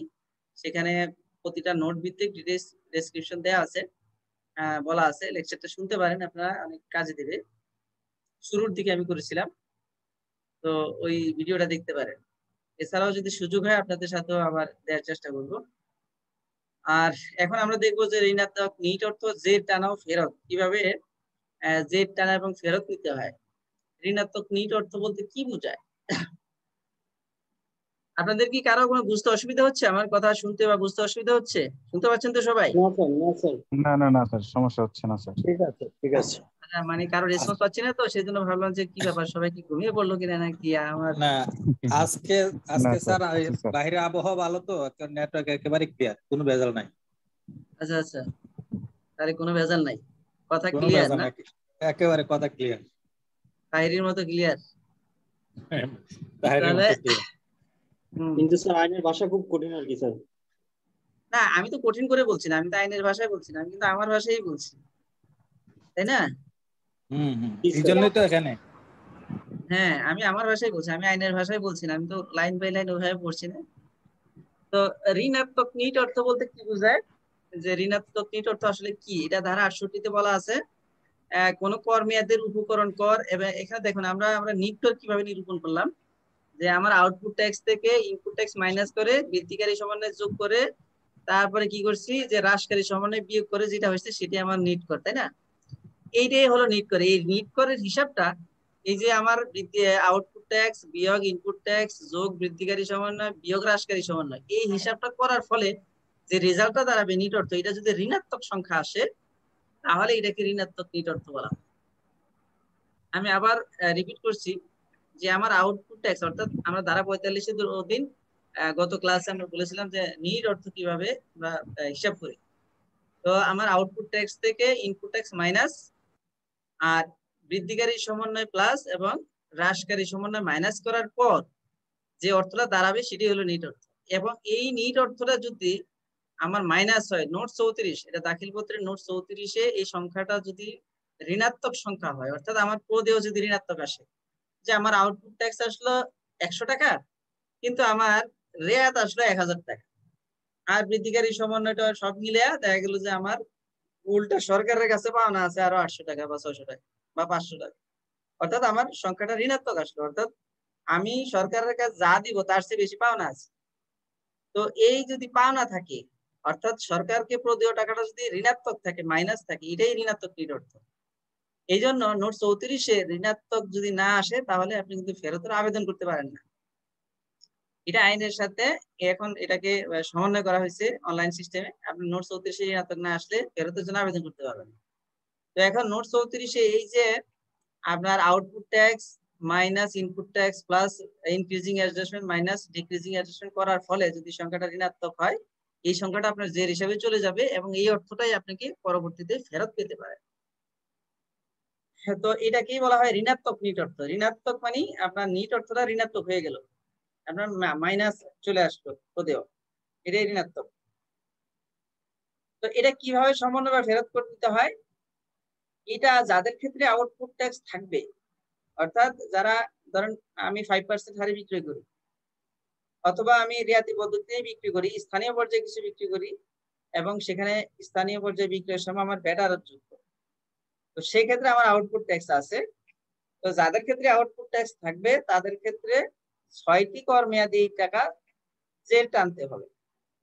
অর্থাৎ যে মাসের ঋণাত্মক নিট অর্থ আসলো, ধরেন জানুয়ারি মাসে হিসাব করে আমার নোট 34-এ ঋণাত্মক নিট অর্থ আসলো, এইটা আমাকে জুন মাস পর্যন্ত জের টানতে হবে। পরবর্তী 6 কর মেয়াদে আমার যে আউটপুট ট্যাক্স আসবে সেখান থেকে এটাকে মাইনাস করতে হবে করে করে ওই 6 মাস শেষে যদি আমার 50,000 টাকার উপরে তারপরেও আমার জের হিসেবে থেকে যায়, তাহলে আমি সেটা ফেরতের জন্য 7ম কর মেয়াদে ফেরতের জন্য আবেদন করতে পারবো দাখিল পত্রের মাধ্যমে। দাখিল পত্রের নোট 67-র মাধ্যমে টিক চিহ্ন দিয়ে হাতে পরিমাণটা লিখে আমি সেখানে হিসাবটা দিয়ে আমি ফেরতের জন্য আবেদন করতে পারবো। আর যাদের ক্ষেত্রে এই আউটপুট ট্যাক্স নাই, অর্থাৎ ধরা যাক একজনে খৈলানে ফিশ ফিড উৎপাদন করে, তো খৈল এনে যদি ফিশ ফিড উৎপাদন করেন বা পোল্ট্রি ফিড উৎপাদন করেন, এখন দেখুন খৈল আমদানির সময় কিন্তু তার এটি এবং ভ্যাট যদি থাকে, এখন মনে হয় এটা মওকুফ করে দেওয়া হয়েছে। আমি উদাহরণস্বরূপ বলছি যে ধরেন খৈল আমদানির সময় অথবা মেইজ স্টার্চ অথবা মেইজ বা কর্ন আমদানির সময় তার ভ্যাট এবং এটি দিয়ে আসলো। এখন তিনি যদি ভ্যাটের রেয়াত নাও নেন, সেক্ষেত্রে এটিটা তো সমন্বয় করতে পারবে। এটি সমন্বয় করার ফলে তার তো আউটপুট ট্যাক্স নাই, যেহেতু ফিশ ফিড বা পোল্ট্রি ফিডের উৎপাদন পর্যায়ে কোনো ভ্যাট নাই, অব্যাহতিপ্রাপ্ত। তো তিনি তার সরবরাহ পর্যায়ে অব্যাহতি পেলেন। এখন অব্যাহতিপ্রাপ্ত সরবরাহ বিপরীতে তিনি রেয়াত দিতে পারবেন না, কিন্তু তিনি এটিটা সমন্বয় করতে পারবেন। এখন এটি যদি সমন্বয় করেন তাহলে তার ঋণাত্মক রিট অর্থ আসবে, তার কারণ তার আউটপুট ট্যাক্স নাই। তাহলে এই ক্ষেত্রে যার আউটপুট ট্যাক্স থাকবে না, তিনি দেড় টানা ব্যতি রেখে পরবর্তী কর মেয়াদি ওই টাকা ফেরতের জন্য আবেদন করতে পারবেন। অর্থাৎ যে কর মেয়াদে ফেরত সৃষ্টি হলো ঋণাত্মক নিট অর্থ যে সৃষ্টি হলো, সেই কর মেয়াদের টাকা পরবর্তী কর মেয়াদে তিনি ফেরতের জন্য আবেদন করতে পারবেন। এক্ষেত্রে আর 6টি কর মেয়াদ তাকে জেড টানতে হবে না। আরো একজন পারবেন, তিনি হলেন রপ্তানিকারক, যিনি 50%-এর উপরে অথবা 100% বিদেশে রপ্তানি করেন বা রপ্তানি করেন। সেক্ষেত্রে তিনি যদি 50%-এর বেশি বা শতভাগ 50%-এর উপর থেকে, মানে যতটুকু সম্ভব, যে তিনি যদি রপ্তানি করেন অথবা তার আমদানিকৃত বা ক্রয়কৃত উপকরণের 50%-এর বেশি রপ্তানি কাজে ব্যবহৃত হয়ে থাকে, অথবা তার আর্নিং যদি 50%-এর বেশি রপ্তানি খাত থেকে হয়ে থাকে, সেক্ষেত্রে তিনিও চাইলে 6টি কর মেয়াদ যে না টেনে ফেরত নিতে পারবেন, মানে পরবর্তী কর মেয়াদেই ফেরত নিতে পারবেন। তার ক্ষেত্রে আর 6 কর মেয়াদ যে টানতে হবে। তো এই ক্ষেত্রে কি করতে হবে, যদি সুদ, অর্থদণ্ড বা আগের কোনো পাওনা বা অন্য কোনো পাওনা, সরকারি পাওনা থাকে, সেটা মাইনাস করে বাকি টাকা যদি 50,000 টাকার উপরে থাকে তাহলে তাকে ফেরত দেওয়া হবে। এই বিষয়গুলো ধারা 69-এ বলা আছে। আমরা একটু আমি মুখে বললাম, এখন আপনারা মিলিয়ে দেখবেন। আমি এখানে আমাদের স্লাইডেও কিন্তু খুব সহজ করে বলে দিয়েছি, আইনের ভাষায় বলিনি। এই বিষয়গুলোই মোটামুটি ঋণাত্মক নিট অর্থ যেটা। এখন ফেরতের সময় কি আমি এতক্ষণ বলে ফেলছি যে যার ক্ষেত্রে আউটপুট ট্যাক্স থাকবে তিনি 6 কর মেয়াদ যে টানার পরে 7ম কর মেয়াদে ফেরত দিতে পারবেন। বাকিদের ক্ষেত্রে যারা 50%-এর উপরে রপ্তানি করবেন অথবা অব্যাহতিপ্রাপ্ত সরবরাহ করবেন অথবা শতভাগ রপ্তানি করবেন, তাদের ক্ষেত্রে 1 কর মেয়াদ পরেই তিনি ফেরতের জন্য আপনার আবেদন করতে পারবেন। আর কেউ যদি অতিরিক্ত কর পরিশোধ করে থাকেন, সেক্ষেত্রে ধারা 72-এর অধীন তিনি ওই নির্ধারিত সময়সীমা পদ্ধতিতে এটা রাষ্ট্রের সমন্বয় করতে পারবেন। এই ছিল মোটামুটি আপনার ঋণাত্মক নিট অর্থ যে টানো ফেরত। এখানে এখন আসি আমরা কর নির্ধারণ। ফেরতের শর্তটা স্যার, ওই যে বললাম যে আমি এতক্ষণ তো বললাম না ওই যে কি দাখিল করতে হবে স্যার, এটা আপনি রিটার্নের মাধ্যমে আবেদন করবেন, কিছু দাখিল করতে হবে না। রিটার্নের নোট 67-তে টিক চিহ্ন দিয়ে সেখানে কি পরিমাণ ফেরত নিতে চান সেই পরিমাণটা নির্ধারণ করে দিবেন, ব্যাস আপনার আবেদন হয়ে গেল, কিছু দাখিল করতে হবে। এরপরে ভ্যাট অফিস থেকে যাচাই বাছাই করার জন্য যদি কোনো ডকুমেন্টস চাই তখন দাখিল করবেন। আর সাধারণত রিটার্নের সাথে যে সমস্ত দলিল দাখিল করতে সেগুলো দাখিল করে দিবেন। ঠিক আছে? আর এর হিসাবটা কি হয়, আমরা হিসাবটা দেখাবো যে ফেরতটা কিভাবে হিসাবটা করতে হয়, ফেরতের হিসাব কিভাবে করতে হয়, যে কতটুকু হিসাব আছে। এখানে একটা পেজ আছে, আমরা দেখি আলোচনাটা শেষ করে যদি সময় পাই আমি একটু আলোচনা করবো, অথবা অন্য দিন মনে করে দিয়ে আমি আলোচনা করে দেবো, একটু হিসাবটা দেখিয়ে দিব। এখন আসি কর নির্ধারণ। কর নির্ধারণটা আসলে কি, এটা এই আইনের নতুন টার্ম, আগের আইনে কর নির্ধারণ বিষয়টা ছিল না, যদিও কর নির্ধারণ করতো কিন্তু আইনে এই বিষয়গুলো ছিল না। এখানে আরো কিছুটা বিষয়টা ক্লিয়ার করা হয়েছে যে কমিশনার কর্তৃক কর নির্ধারণ করতে পারবেন ধারা 73-এর মাধ্যমে। এখানে দাখিল পত্রে উৎপাদ কর, উপকরণ কর, সম্পর্ক শুল্ক, বৃদ্ধিকারী, হ্রাসকারী সমন্বয় বিষয়ে যদি কেউ অসত্য ঘোষণা প্রদান করে তাহলে কি করতে পারবেন, কমিশনার চাইলে কর নির্ধারণ করতে পারেন। অর্থাৎ আপনি দাখিল পত্রে আপনার ধরেন সরবরাহ হলো 1 লক্ষ টাকা, আপনি দেখালেন 80,000 টাকা, 20,000 টাকা হাইড করলেন। অথবা আপনি 100 টন সরবরাহ করলেন, সেখানে দেখাইলেন যে আপনি 80 টন সরবরাহ করছেন বা 70 টন সরবরাহ করছেন, বাকি তথ্য হাইড করছেন। এই তথ্য বা কোনো প্রমাণ যদি ভ্যাট অফিস পেয়ে থাকে বা কোনো বিষয়ে যদি জানা থাকে বা আপনার ডকুমেন্টস এর ভিত্তিতে প্রমাণিত হয় যে হ্যাঁ সঠিক ভ্যাট না দিয়ে বেশি দিয়েছেন, তখন এই ধারা 73 এর অধীনে কিন্তু কর নির্ধারণ করতে পারবেন। কোনো মিথ্যা ঘোষণা প্রমাণিত হলে বা কর ফাঁকি প্রমাণিত হলে অথবা প্রকৃত প্রদেয় চেয়ে কম প্রদেয় হলে অথবা এই সহগ ঘোষণা না করলে, এই যে একটু আগে আমাদের ক্লাস শুরুর আগে একজন বলছিলেন যে এই ক্ষেত্রে এক ব্যক্তির তিনি কমিশন এজেন্ট হওয়া সত্ত্বেও তাকে রিমাইন্ড করা হয়েছে, সেক্ষেত্রে তার সহগ ঘোষণা নাই, কোনো খাতাপত্র মেনটেন করে না। এই খাতাপত্র মেনটেন না করলে এবং আপনার সহগ ঘোষণা না করলে বর্তমান আইনের ধারা 73 এর অধীন তিনি কিন্তু একেবারে গেরাকলে করে যাবেন। তার ক্ষেত্রে বের হওয়ার কোনো উপায় নেই। যে এক্ষেত্রে যেহেতু তিনি ঘোষণা দেননি সহগে মূল্য কি হবে, সেক্ষেত্রে ভ্যাট অফিস থেকে যে মূল্য দিবে সেটাই কিন্তু ততক্ষণ পর্যন্ত পাকাপোক্ত হয়ে যাবে যতক্ষণ পর্যন্ত তিনি প্রমাণ করতে না পারেন যে না ওটা সঠিক নয়। তিনি ডকুমেন্টারি তখন প্রমাণ করতে হবে, এইটা করদাতাকে প্রমাণ করতে হবে যে না আমার প্রকৃত সরবরাহ মূল্য এইটা। এটা কিন্তু অনেক ঝামেলার, সেজন্য আপনাকে অবশ্যই সমস্ত দলিলাদি সঠিকভাবে মেনটেন করতে হবে, খাতাপত্র এবং আপনার সহগ ঘোষণা করতে হবে যে ক্ষেত্রে প্রযোজ্য। তারপরে মূসক চালান ইস্যু করতে হবে এবং 6.12 বা 6.2.1 এ হিসাব সংরক্ষণ করতে হবে, যে ক্ষেত্রে আপনার সফটওয়্যার বাধ্যতামূলক সেক্ষেত্রে সফটওয়্যার হিসাব করতে হবে, এবং যে ক্ষেত্রে ইএফডি বা এসডিসি প্রযোজ্য সেক্ষেত্রে সেগুলো করতে হবে। এগুলো সঠিকভাবে করলে তখন তিনি কেবলমাত্র এই কর নির্ধারণ থেকে বাঁচতে পারবেন, অন্যথায় বাকিরা কর নির্ধারণ থেকে বাঁচতে পারবেন না।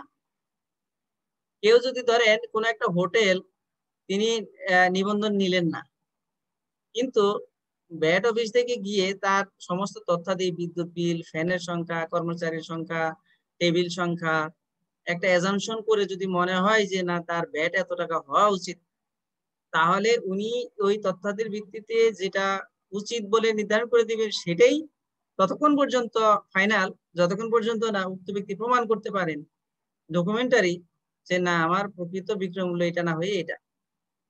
এক্ষেত্রে রেমেডি পাওয়ার কোনো উপায় থাকবে না। সুতরাং এক্ষেত্রে আপনার ডকুমেন্টস অবশ্যই সঠিকভাবে মেনটেন করাটা উচিত। তো এটা কর নির্ধারণটা শুধুমাত্র যারা নিবন্ধিত তাদের ক্ষেত্রে যে করতে পারবে এমনটা কিন্তু নয়, যারা নিবন্ধিত না কিন্তু নিবন্ধন যোগ্য তাদের ক্ষেত্রেও এটা অ্যাপ্লিকেবল হবে। তো এটা কোন কোন ক্ষেত্রে কর নির্ধারণ করা যায় এখানে ক থেকে উ পর্যন্ত দেয়া আছে, যারা পরীক্ষা দিবেন তারা একটু ভালো করে মুখস্থ করবেন বিষয়গুলো, কারণ পরীক্ষা খাতাতে মুখস্থ করা ছাড়া লিখতে পারবেন না, বা ভালোভাবে জানতে হবে যেন কাছাকাছি হয়। তাহলে কি কি ক নাম্বার হলো দাখিলপত্রে উৎপাদ কর, উপকরণ কর, সম্পূরক শুল্ক বা বৃদ্ধিকারী হ্রাসকারী সমন্বয় বিষয়ে যদি অসত্য ঘোষণা প্রদান করেন তাহলে কিন্তু কর নির্ধারণ করতে পারবে কমিশনার অথবা কমিশনার কর্তৃক মনোনীত কর্মকর্তা, মূসক কর্মকর্তা।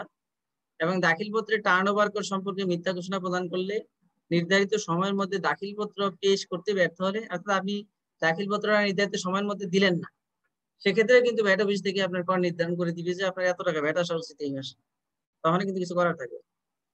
তারপর প্রদেয় কর পরিশোধ করতে ব্যর্থ হলে যে পরিমাণ প্রদেয় কর আসে সেটা ধারা 45 এর অধীন কর নিরূপণ করে পরিশোধ করতে হবে অথবা কর নির্ধারণ করে দিবে। কর নির্ধারণ করলে শুধুমাত্র যে পরে হবে তা কিন্তু না, সেক্ষেত্রে কিন্তু সমপরিমাণ জরিমানার বিষয় আছে। কিছু কিছু ক্ষেত্রে রিপিট হলে কমিশনার ইচ্ছা মতো জরিমানা করতে পারে। আগে যেটা দ্বিগুণ জরিমানা ছিল এখন কিন্তু সেটা সমপরিমাণ করে দেওয়া হয়েছে, তারপরেও জরিমানা কিন্তু আছে। কর নির্ধারণ করলেই কিন্তু তখন আবার জরিমানা পড়ে যাবে। তারপরে যদি কেউ ভুলে ফেরত নিয়ে থাকেন, যে ফেরত পাওয়ার যোগ্য না তারপরেও কেউ অর্থ ফেরত নিয়ে থাকেন, তাহলেও কর নির্ধারণ করতে পারবেন। আর দাখিলপত্র পেশ না করার ক্ষেত্রে কিভাবে কর নির্ধারণ করতে হয়, এটা হলো মূসক 11.1 কমিশনার কর্তৃক নোটিশ দিবেন। নোটিশের মাধ্যমে উক্ত ব্যক্তিকে বিলম্বে দাখিলপত্র পেশ করার জন্য বলবেন 21 দিনের মধ্যে। যদি 21 দিনের মধ্যে তিনি না দেয় তাহলে 11.2 ফাইনাল নোটিশ দিয়ে দিবে, এবং তখন কিন্তু আর কিছু করা থাকবে না। ফাইনাল নোটিশ পাওয়ার পরে তাকে ওই টাকা পরিশোধ করতেই হবে, না করলে কিন্তু তখন তার পিন লক হয়ে যাবে। এরপর টাকা পরিশোধ করার পরে তখন তার ক্ষেত্রে আবার ওই পিন আনলক হবে, নতুবা কিন্তু আনলক করার সুযোগ থাকবে না। আর যদি এই দাখিলপত্র তারপরে পেশ না করে তাহলে তার বিরুদ্ধে আপনার কি বলে বকেয়া কর আদায় কর্মকর্তা বা ডিআরও, ডেট রিকভারি অফিসার ব্যবস্থা গ্রহণ করতে পারবে। তার দ্রব্য বা পণ্য সিলগালা করা বা সিজ করা অথবা তার ব্যাংক অ্যাকাউন্ট জব্দ করা সহ অন্যান্য আইনানুগ কার্যক্রম করতে পারবে। তো কতদিনের মধ্যে কমিশনার কর নির্ধারণ করতে পারবেন, এগুলো শর্ট কোশ্চেন থাকতে পারে। কর নির্ধারণ করতে পারবেন 5 বছরের মধ্যে এবং নির্ধারণের 45 কার্য দিবসের মধ্যে উক্ত ব্যক্তি নোটিশ জারি করতে হবে। আপনি যেদিন কমিশনার যেদিন কর নির্ধারণ করবে সেদিন থেকে 45 দিনের মধ্যে নোটিশের মাধ্যমে উক্ত ব্যক্তিকে কর নির্ধারণের বিষয়ে জানাতে হবে। আর বিলম্বে কর পরিশোধের ক্ষেত্রে দণ্ড সমপরিমাণ সমপরিমাণ দণ্ড কি বলে জরিমানা এবং সুদ থাকলে সুদ দিতে হবে, জরিমানা দিতে হবে। আর কমিশনার কর্তৃক পরিশোধিত করের পরিমাণ সংশোধন করার পর তিনি আপিলেট ট্রাইব্যুনালে আবেদন করতে পারেন। কমিশনার যদি কর নির্ধারণ করে দেয় তার বিরুদ্ধে আপিলেট ট্রাইব্যুনালে আবেদন করা যাবে। এখন আমরা জানবো দ্বাদশ অধ্যায় মূল্য সংযোজন কর কর্তৃপক্ষ কারা। এটা সহজ জিনিস। এখানে মূসক কর্মকর্তা হিসেবে চিফ কমিশনার নামে একটা পদ আছে, যদিও বাস্তবে এখন পর্যন্ত মাঠে এই চিফ কমিশনার নামে কেউ নেই। একটা পদ সৃষ্টি করা আছে, এটা হয়তো বা অদূর ভবিষ্যতে হবে। চিফ কমিশনার নামে একজন কমিশনার হবেন। এছাড়া বাকিগুলো আপনারা জানেন, কমিশনার মূল্য সংযোজন কর, কমিশনার আপিল, কমিশনার বৃহৎ করদাতা, মহাপরিচালক সেন্ট্রাল ইন্টেলিজেন্স সেল, মহাপরিচালক 2004। সাউন্ড আসতেছে কার? সাউন্ড আসতেছে কার? জি, প্রশ্নটা আমরা একটু শেষে নেই, আমরা একটু শেষ করি স্লাইড গুলো, ঠিক আছে? জি জি, আমরা একটু শেষে নেই, হ্যাঁ, না তো শেষ করতে পারবো না। আমরা কিন্তু অলরেডি ঠিক আছে, হ্যাঁ, প্রায় 9টার মতো বাজে। আমরা স্লাইড গুলো একটু শেষ করি, তারপর আমরা আলোচনা করবো, প্রশ্ন নিব। তারপরে অতিরিক্ত কমিশনার, যুগ্ম কমিশনার, উপ কমিশনার, সহকারী কমিশনার, রাজস্ব কর্মকর্তা, সহকারী রাজস্ব কর্মকর্তা। তারপর মাইক্রোফোন থেকে খুব সাউন্ড আসতেছে, প্লিজ একটু মাইক্রোফোন গুলো মিউট করেন। এরকম সাউন্ড আসতেছে, একটা মাইক্রোফোন আমি বারবার তারা মিউট করতেছি, সে বারবার আনমিউট করে ফেলতেছে, কি জন্য? আপনার ডিভাইস হয়তো সমস্যা হতে পারে। হ্যাঁ, না উনি এই যে আমি উনার বুঝতেছি একজন আছেন, কিন্তু বারবার বলেন, উনাকে বলে দেন, উনি হয়তো জানতেছে না, উনি হয়তো জানতে পারছেন না। এনিওয়ে, তো এখানে দেখুন আরেকটা পদ আছে, বোর্ড কর্তৃক নিয়োগকৃত অন্য কোনো কর্মকর্তা। এখানে এরকম কোনো কর্মকর্তা নাই এখন পর্যন্ত। এটা যদি বোর্ড কখনো নিয়োগ করে তাহলে ওদের ভবিষ্যতে হয়তো হবে। এখন জব্দকৃত রেকর্ডপত্র দলিলাদি ফেরত, মানে কোন প্রতিষ্ঠানের কাছ থেকে যদি ব্যাড অফিস থেকে কোনো দলিলাদি জব্দ করে নেওয়া হয় তাহলে তা কিভাবে ফেরত দিবে? জব্দ করা হয়েছে তা নিষ্পন্ন হলে জব্দকৃত রেকর্ডপত্র দলিলাদি ফেরত দিতে হবে। আর দলিলাদি যদি নিষ্পন্ন না হয় তার মাঝখানে প্রতিলিপি চাইলে তিনি প্রতিলিপিও দিতে পারবেন। আর প্রতিলিপি সংরক্ষণ করে মূল কপি ফেরত দেওয়া যাবে। ধরা যাক রেজিস্টার বা অনেক অন্যান্য তথ্যবস্তু চালান টালান নিয়ে গেলেন, সেক্ষেত্রে মামলাটা যদি কমপ্লিট না হয় সেক্ষেত্রে ফটোকপি স্বাক্ষর রেখে মূল কপি ফেরত দেওয়া যাবে। আর জব্দকৃত পণ্য বা পণ্যবাহী যানও সার করতে পারবেন। যে যানবাহনটা আটক করবেন সেটা 12.8 মাধ্যমে মুচলেখা নিয়ে এই পণ্যটা সার করা যাবে। এই পণ্য সারের ক্ষেত্রে কিছু শর্ত দেওয়া আছে যে যখন চাইবে তখনই আবার উপস্থিত করতে হবে, সাক্ষী থাকতে হবে, জামানত নিতে হবে, জামানতের মাধ্যমে এই পণ্যটা বা পণ্যবাহী যান সার করা যাবে। আর ব্যাংক হিসাব পরিচালনাযোগ্য করা যাবে ধারা বিধি 64-এর অধীন। ডিআরও এবং অন্যান্য সরকারি পাওনা আদায়ের ক্ষেত্রে, বকেয়া আদায়ের ক্ষেত্রে ব্যাংক হিসাব জব্দ করা যাবে। ব্যাংককে চিঠি দেওয়ার পরে ব্যাংক আপনার প্রয়োজনীয় কার্যক্রম গ্রহণ করে তার হিসাব ফ্রিজ করে দিয়ে এই টাকা আদায় করা যাবে। আর মূসক কর্মকর্তা বাণিজ্যিক প্রতিষ্ঠানে তল্লাশি করতে পারবেন। এটা হলো সহকারী কমিশনারের নিম্নে নয় এমন যে কোনো মূসক কর্মকর্তা কমিশনার নিগঠিত ক্ষমতাপ্রাপ্ত হয়ে বাণিজ্যিক প্রতিষ্ঠানে প্রবেশ, তল্লাশি, আটক, রেকর্ডপত্র, নথিপত্র, দলিলাদি পরীক্ষা জব্দকরণ করতে পারবেন। এছাড়াও রাজস্ব কর্মকর্তার নিম্নে নয় এমন কর্মকর্তা প্রতিষ্ঠানের হিসাব নিকাশ এবং তার যে গোডাউনের যে মালামালের তথ্য থাকবে সে সমস্ত তথ্য এবং হিসাব নিকাশ তল্লাশি করতে পারবে এবং হিসাব নিকাশ যাচাইয়ের প্রয়োজনে মূসক সংক্রান্ত দলিলাদি তিনি চাইলে ভ্যাট অফিসে করদাতা কর্তৃক নিজে থেকেই দিতে বাধ্য থাকবে। আর মূসক সংক্রান্ত দলিলাদি ব্যতীত অন্যান্য দলিলাদি আটকের ক্ষেত্রে সহকারী কমিশনার নিম্নে নহেন এমন কর্মকর্তার পারমিশন প্রয়োজন আছে। তবে মূসক সংক্রান্ত দলিলাদি যখন চাইবে তখনই কিন্তু ভ্যাট অফিসে দিতে হবে এবং রাজস্ব কর্মকর্তার নিম্নে নয় এমন কর্মকর্তা প্রতিষ্ঠানের হিসাব নিকাশ যাচাই বাছাই করতে পারবেন। গোডাউনের সমস্ত যে তথ্য থাকবে সেগুলো যাচাই বাছাই করতে পারবেন। আর সহকারী রাজস্ব কর্মকর্তা এমনিতে প্রতিষ্ঠান ভিজিট করতে পারবেন, তিনি কোনো তথ্য চাইলে সেটা দিবে। এছাড়া তিনি নিজ থেকে, সহকারী রাজস্ব কর্মকর্তা যদি ক্ষমতা না দেওয়া হয় তিনি নিজ থেকে প্রতিষ্ঠানের যে বিষয়গুলো থাকবে, আপনার প্রতিষ্ঠানে কোনো দলিলাদি বা অন্যান্য দলিলাদি, মূসক সংক্রান্ত দলিলাদি ব্যতীত অন্য দলিলাদি আটক, সিজ বা এগুলো করতে পারবেন না, বা হিসাব নিকাশ যাচাই করতে পারবেন না তাকে মূলধন না দিলে। আর ব্যর্থতা অনিয়মের ক্ষেত্রে জরিমানা আপনারা জানেন যে ধারা 85 অনুযায়ী ব্যর্থতা অনিয়ম বা কর ফাঁকির ক্ষেত্রে জরিমানা নির্ধারণ করে দেয়া আছে। অধিকাংশ ক্ষেত্রেই 10,000 টাকা, এবং কোন ক্ষেত্রে কত টাকা এটা একটু করে নিন, এটা আর আমি রিপিট করছি না। এখানে কিছু ক্ষেত্রে কারেকশন করা হয়েছে, সেটা তো মনে নাই কেন, যে দ্বিগুণের পরিবর্তে একটু সম পরিমাণ করা হয়েছে কিছু কিছু ক্ষেত্রে, আর বাকিগুলো ক্ষেত্রে 10,000 টাকা করে আছে। কর ফাঁকির ক্ষেত্রে একটু সম পরিমাণ করা হয়েছে। এখানে একটু তথ্য মনে হয় মিসিং আছে, এখানে আরো কিছু আছে, ক খ গ ঘ ঙ, এটা মিসিং হয়ে গেলে কিভাবে, ও না পরে আসছে, যে স্লাইডটা এখানে আসছে, যে চল দেখুন এখানে এই যে 6 নম্বরে দাখিলপত্র উৎপাদ করের কোনো পরিমাণ অন্তর্ভুক্ত না করিবার ব্যর্থতা বা অনিয়ম, এখানে অনলিখিত উৎপাদ করের সমপরিমাণ, আগে যেটা ছিল দ্বিগুণ এখন সেটা কিন্তু সমপরিমাণ করা হয়েছে। তারপর জ নাম্বারটাও সমপরিমাণ, ঝ নাম্বারেও সমপরিমাণ, তারপরে এই ড নাম্বারেও সমপরিমাণ, বাকিগুলো 10,000 টাকা করে সাধারণ ক্ষেত্রে। আর হলো ধারা 49-এর বিধান অনুযায়ী উচ্চ মূল্য সনদ কর কর্তন জমা প্রদানের বাধ্যবাধকতা থাকা সত্ত্বেও যদি উচ্চ মূল্য সনদ কর কর্তন উক্ত ধারার অধীন উচ্চ মূল্য সনদ কর কর্তন জমা প্রদানে ব্যর্থ হয়, তখন কিন্তু ধারা 127 অনুযায়ী সুদ আরোপ করা যাবে। যে উচ্চ কর্তনের ক্ষেত্রে সুদ হলে ষান্মাসিক, আগে 2% ছিল, এখনো 2% আছে। হ্যাঁ, উচ্চ কর্তনের ক্ষেত্রে ষান্মাসিক 2%, আর সাধারণ ক্ষেত্রে মাসিক 1% আপনার সুদ করা হয়েছে। এছাড়াও যিনি দায়ী থাকবেন করতে, তাকে 25,000 টাকা জরিমানা করা যাবে, অথবা তার প্রধানকে 25,000 টাকা জরিমানা করা যাবে, যিনি উচ্চ কর্তনের জন্য দায়ী থাকবে। আর এই জরিমানাটা আরোপ করতে পারবেন ধারা 86-তে উল্লেখিত কর্মকর্তাগণ ওই রেঞ্জ অনুযায়ী। আর মূসক সম্পূরক শুল্ক টার্নওভার কর শুধু অর্থদণ্ডের অতিরিক্ত হিসাবে জরিমানা প্রদেয় হবে, জরিমানাটা ওগুলোর অন্তর্ভুক্ত হবে না। আর নোটিশের মাধ্যমে শুনানি নিতে হবে, শুনানি নিয়ে জরিমানাটা আরোপ করতে হবে। এই তো ব্যাংক হিসাব কিভাবে অপরিচালন যোগ্য করবে, ধারা বিধি 64 অনুযায়ী ডিটেইলস বলা আছে। ডেট রিকভারি অফিসার প্রথমে কি করবেন, যে কমিশনার ক্ষমতাপ্রাপ্ত কর্মকর্তা সংশ্লিষ্ট ব্যাংক কর্তৃপক্ষের নিকট ব্যাংক হিসাব অপরিচালনা করিবার লক্ষ্যে মূসক 12.9 একটি পরোয়ানা জারি করবেন। তারপর 12.2 ব্যাংক থেকে আবার একটা রিপিটেশন দিয়ে যে আমি এটা করা হয়েছে সেই মর্মে একটা নোটিশ দিবেন, জানাবেন।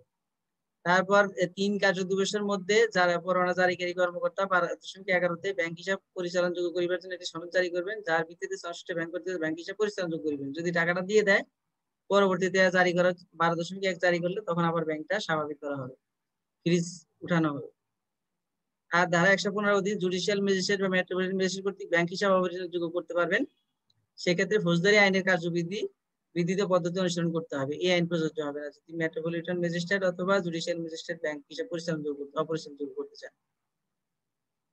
আর যাদের ব্যাংক হিসাব অপরিচালন যোগ্য বা ফ্রিজ করা যাবে, ধারা 2 দফা 74 সংজ্ঞায়িত কোনো ব্যক্তি, নিবন্ধিত বা নিবন্ধনযোগ্য কোনো ব্যক্তি, তালিকাভুক্ত বা তালিকাভুক্ত যোগ্য কোনো ব্যক্তি এবং সহযোগী কোনো ব্যবসা প্রতিষ্ঠান। তাহলে দেখুন যে ভ্যাট আইনের অধীন যারা নিবন্ধন নিয়েছেন তারাও হবে, যারা নিবন্ধন যোগ্য কিন্তু নিবন্ধন নেন নাই তারাও কিন্তু হবে। এবং সহযোগী কোনো ব্যক্তি, ধরেন আপনার 2টা প্রতিষ্ঠান আছে বা কারো 2টা প্রতিষ্ঠান আছে, একটা নিল আর একটা নিল না, তখন ওইটাও কিন্তু ওইটারও ব্যাংক অ্যাকাউন্ট ফ্রিজ করা যাবে যেটা নিল। আর ন্যায় নির্ণয়ার্থে কার্যধারা গ্রহণে মূসক কর্মকর্তার ক্ষমতাগত, দেখুন এখানে নিচ থেকে যদি আমরা আসি, যে রাজস্ব কর্মকর্তার 4 লক্ষ টাকা, আর হলে সহকারী কমিশনার অনধিক 10 লক্ষ টাকা পর্যন্ত, তার উপর ডাবল হয়ে যাবে। উপকমিশনার 20, 10 করে বাড়বে প্রতি ক্ষেত্রে। সহকারী কমিশনারের পর থেকে কমিশনার পর্যন্ত 10 করে বাড়বে।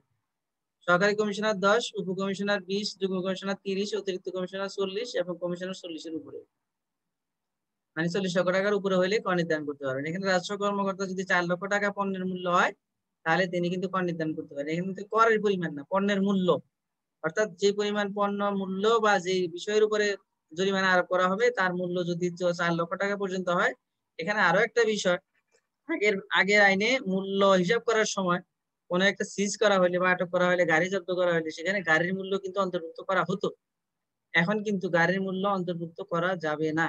গাড়ির মূল্য ব্যতীত শুধুমাত্র পণ্যের মূল্য যদি 4 লক্ষ টাকা পর্যন্ত হয়, সেটা রাজস্ব কর্মকর্তা, 10 লক্ষ টাকা পর্যন্ত হলে সহকারী কমিশনার, উপকমিশনার 20 লক্ষ, এইভাবে আপনার কমিশনার হলে 40 লক্ষ টাকার উপরে,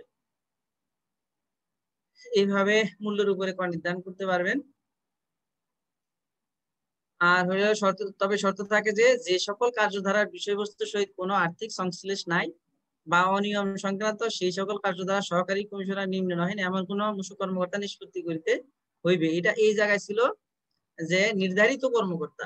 এইবার কিন্তু নির্ধারিত কোনো কর্মকর্তা ছিলেন না, যদিও নির্ধারিত কোনো কর্মকর্তা ছিলেন না, অথচ আইনে ছিলেন নির্ধারিত কর্মকর্তা। তো এই বিষয়টা এবার ফিক্স করা হয়েছে, এখানে সহকারী কমিশনারকে নির্ধারণ করে দেওয়া হয়েছে সরাসরি যে সহকারী কমিশনার নির্ণয়ে এমন কোনো কর্মকর্তা নিষ্পত্তি করতে পারবেন। অর্থাৎ যেমন কর ফাঁকি হইল না কিন্তু আইনের অধীন তিনি একটা অনিয়ম করলেন, সেই অনিয়মের জন্য জরিমানাটা সহকারী কমিশনার করতে হবে, কর যদি ফাঁকি না হয়ে থাকে। আর ব্যাখ্যা, এই টেবিলে বর্ণিত পণ্য মূল্য বা করযোগ্য সেবা মূল্য নির্ধারণের ক্ষেত্রে আটককৃত পণ্য বা সেবা বহনকারী যানবাহনের মূল্য অন্তর্ভুক্ত হবে। আমি যেটা আগে বলেছি যে পণ্যের মূল্যের মধ্যে যানবাহনের মূল্য অন্তর্ভুক্ত করা যাবে না। তারপরে নির্ধারিত ওই ব্যক্তিকে নোটিশ দিতে হবে, নোটিশের মাধ্যমে শুনানি দিতে হবে। আর যদি ব্যর্থতা সংক্ষিপ্ত ন্যায় নির্ণয়ের জন্য যদি আবেদন করেন তাহলে শুনানি ব্যতিরেকে সংক্ষিপ্ত ন্যায় নির্ণয় করে খুব তাড়াতাড়ি ডিসপোজাল করে দিতে হবে। আর জরিমানা আরোপের পদ্ধতি কি, কিভাবে জরিমানাটা আরোপ করতে হবে একটা ব্যক্তির উপরে, এইটা ধারা বিধি 65-তে ডিটেইলস বলা আছে যে প্রথমে 12.6 এর ক্ষেত্রে যে এখানে একটু কারেকশন আছে, আগে এই বিষয়টা অন্যরকম ছিল, এখন একটু অন্যরকম করা হয়েছে। যে 12.6 বলতে যে যেসব ক্ষেত্রে আটক তল্লাশির মাধ্যমে করা হয় সেসব ক্ষেত্রে 12.6 দেওয়ার পরে তাকে নোটিশ দিয়ে ন্যায় নির্ণয় ক্ষমতা কারণ দর্শানো নোটিশ করবেন 12.12-তে এবং পরবর্তী দাগগুলো তিনি অনুসরণ করবেন। এছাড়া অন্যান্য ক্ষেত্রে যদি কর ফাঁকি হয়ে থাকে সেক্ষেত্রে 12.6 ছাড়া অন্যান্য প্রতিবেদন পাওয়ার পরে বা অন্য কোনো অনিয়ম পাওয়ার পরে যদি কর ফাঁকি হয়ে থাকে তাহলে ওই ধারা 86-র অধীন যে সীমা দেওয়া আছে সেই সীমা মোতাবেক তিনি ধারা 73-এর অধীন তাকে নোটিশ দিবেন, নোটিশের মাধ্যমে শুনানি দিবেন, শুনানি দিয়ে তার কর নির্ধারণ করবেন এবং জরিমানা আরোপ করবেন। এখন জরিমানা আরোপ করতে হলে সেই নোটিশে যে বিষয়গুলো উল্লেখ থাকবে সেগুলো মাস্ট, এগুলো না থাকলে কিন্তু ওই কারণ দর্শানোর নোটিশটা আপনার যথাযথ হবে না। তো সেই বিষয়গুলো কি কি থাকবে, যে কার কর নির্ধারণ করা হলো বা কাকে কারণ দর্শানোর বিষয় হলো, তার নাম, ঠিকানা, ব্যবসা শনাক্তকরণ সংখ্যা থাকবে, ব্যর্থতা বা অনিয়ম কর ফাঁকির ধরন ও বিবরণ, মানে কি ধরনের ফাঁকি দিচ্ছে বা কি ধরনের ব্যর্থতা হয়েছে এবং কি কত টাকা ফাঁকি দিচ্ছে সেই বিবরণ থাকতে হবে। তারপর ব্যর্থতা, অনিয়ম বা কর ফাঁকির কারণে লঙ্ঘিত আইনের ধারা, বিধি, প্রণীত আইন এই সমস্ত থাকতে হবে। তারপর করের পরিমাণ থাকতে হবে, কারণদত্ত নোটিশ জবাব প্রদানের শেষ তারিখ থাকতে হবে, শুনানি দিতে আগ্রহী কিনা সেটা থাকতে হবে, নির্ধারিত সময় জবাব না পাওয়া গেলে প্রাথমিক প্রতিবেদনের ভিত্তিতে ন্যায় নির্ণয় আদেশ প্রদান করা হবে মর্ম অবহিতকরণ করতে হবে। তারপরে ন্যায় নির্ণয়কারী কর্মকর্তার নাম, পদবি, ফোন, ইমেইল ও জবাব প্রেরণের ঠিকানা ইত্যাদি উল্লেখ থাকতে হবে। কারণ দর্শানো নোটিশ জারির তারিখ, জবাব প্রদানের শেষ তারিখ, অন্যান্য 2 সপ্তাহ, অনূর্ধ্ব 4 সপ্তাহ ব্যবধান থাকতে হবে। আর সংশ্লিষ্ট ব্যক্তি কারণ দর্শানো নোটিশে জবাব প্রদানের জন্য নির্ধারিত সময় বৃদ্ধির আবেদন করলে সেই সময়টাও বৃদ্ধি করে দিতে হবে, এটা বিবেচনা করে সময়টা বৃদ্ধি করে দেওয়া যাবে। আর জবাব প্রাপ্তির পরে তার শুনানি নিয়ে, যদি শুনানি দিতে চায় শুনানি নিয়ে তারপর 12.13 ন্যায় নির্ণয় আদেশ জারি করতে হবে। আর অভিযুক্ত ব্যক্তির নাম, ঠিকানা, ব্যবসা শনাক্তকরণ সংখ্যা যদি থাকে এগুলো উল্লেখ করতে হবে, আনিত অভিযোগের ধরন বিবরণ থাকতে হবে ইত্যাদি। 12.12-তে যা ছিল 12.13-তে ওই সমস্ত বিষয়গুলো থাকতে হবে। সাথে তিনি কোথায় আপিল করতে পারবেন বা আপিলের ট্রাইব্যুনালে আপিল করতে পারবেন সেই স্থান, ঠিকানা, সময়, পদ্ধতি সেগুলো কিন্তু বলে দিতে হবে যে অমুক জায়গায় অমুক ইয়েতে অমুকটা এতদিনের মধ্যে আপনাকে এই জায়গায় এটা আপিল করতে পারবেন, এই বিষয়গুলো উল্লেখ থাকতে হবে। তারপর ন্যায় নির্ণয়কারী কর্মকর্তার নাম, ফোন, ইমেল, যোগাযোগের ঠিকানা ইত্যাদি উল্লেখ থাকতে হবে। এই ছিল আজকের মতো। ধন্যবাদ সবাইকে এতক্ষণ ধৈর্য ধরে শোনার জন্য। তো এখন কারো যদি কোনো প্রশ্ন থাকে